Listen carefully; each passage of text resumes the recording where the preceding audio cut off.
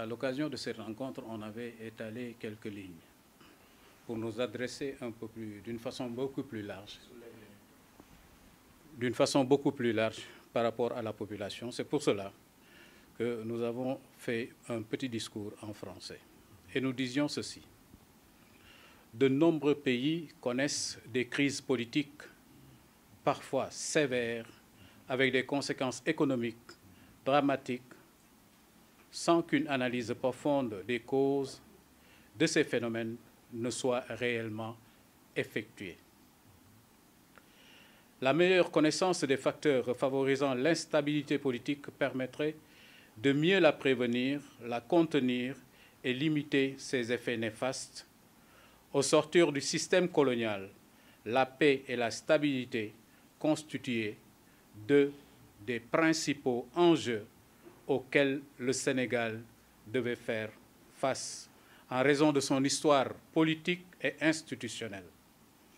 Le pays a choisi alors le dialogue comme moyen de construction d'une nation cohésive. Ainsi, le Sénégal a évité d'être affecté par des divisions ethniques et religieuses, source de tensions, donc de luttes armées ou de crises politiques porteuses d'instabilité politique et institutionnelle. C'est pourquoi le Sénégal reste la République toujours debout en Afrique, sans rupture du fonctionnement de ses institutions. Malgré sa diversité ethnique, culturelle et religieuse, le Sénégal a pu construire et consolider un système démocratique qui fait référence en Afrique subsaharienne.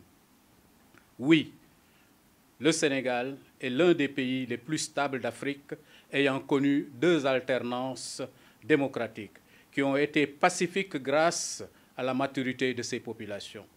Malgré les multiples crises économiques, politiques, le pays a tenu bon. Et les deux crises en cours, Covid-19 et guerre en Ukraine, n'ont pas ébranlé les fondations de la République et de l'État.